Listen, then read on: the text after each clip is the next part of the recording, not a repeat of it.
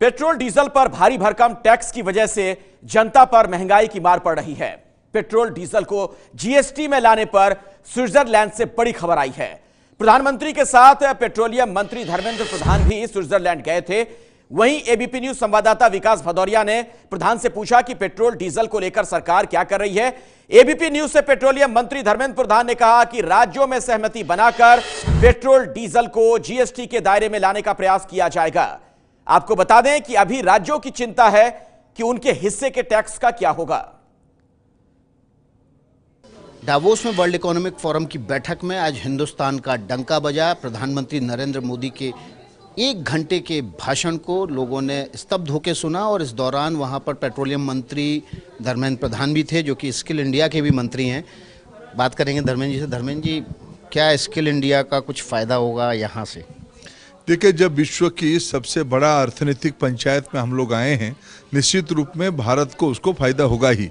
आज जिस प्रकार से माननीय प्रधानमंत्री जी ने एक मंत्रमुग्ध भाषण विश्व की नेतृत्व को, विश्व की आर्थिक जगत की नेतृत्व को दिया, ये दर्शाती है भारत एक रुचि की विषय सबकी बनते जा रही है। उद्योग धंधे, व्यवसाय, निवेश बढ़ेगा, उसकी सीधा सीधा लाभ भारत की रोजगार में आएगी। तो आप पेट्रोलियम सेक्टर में कहाँ इन्वेस्टमेंट देख रहे हैं अभी? देखिए, भारत में 2-3 सेक्टर में इन्वेस्टमेंट की अपार संभावनाएं शुरू हो गई है। हमने देश के अंदर भी कहा था, आने वाले 10 साल में भारत में 300 बिलियन इन्वेस्टमेंट पेट्रोलियम सेक्टर में आ सकता है। उत्पादन में आ सकता है, मिड स्ट्रीम में आ सकता है, रिफाइनरी, पाइपलाइंस, इसमें आ सकता है। अब तक भारत में 247 million metric ton refining capacity है। पिछले 3 साल में हमने जो योजना बनाई है, उसके अलावा और 120 MMT कैपेसिटी की रिफाइनरी बन रही है। लगभग 69 MMT की नया रिफाइनरी, ग्रीनफील्ड रिफाइनरी, और 51 MMT की ग्राउंडफील्ड रिफाइनरी, पुराने रिफाइनरियों में नया संयुक्त करना। रिफाइनरी एक बड़ा दुनिया की संभावना दिख रही है।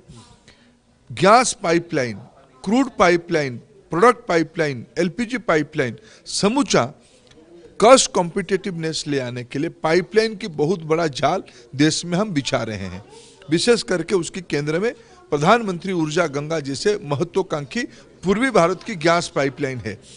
एनर्जी में और निवेश आए, एनर्जी सस्ते दर पे उत्पादित हो, सस्ते दर में जनता तक पहुंचे, यह सरकार की नीति है।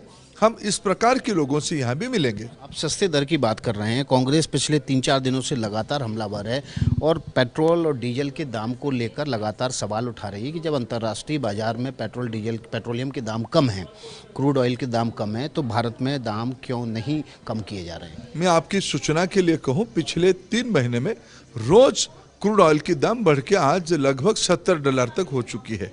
ये अंतर्राष्ट्रीय कमोडिटी है। कांग्रेस की जमाने में भी वही था, आज भी वही है। कमोडिटी की दाम जब बढ़ती है, पेट्रोलियम प्रोडक्ट की दाम भी बढ़ती है। भारत में वो दाम अभी बढ़ी हुई है। बाकी रहा, हमने पिछले 2 महीना पहले टैक्स, हमारी जो कलेक्शन था, एक्साइज ड्यूटी हम कलेक्शन कर रहे थे, भारत सरकार ने अपना एक्साइज ड्यूटी घटाया। हमने राज्यों को अनुरोध किया था एक्साइज ड्यूटी घटाने के लिए।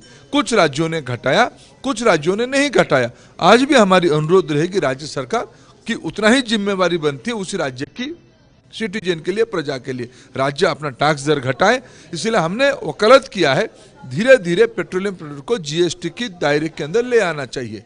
ये है एबीपी न्यूज, आपको रखे आगे।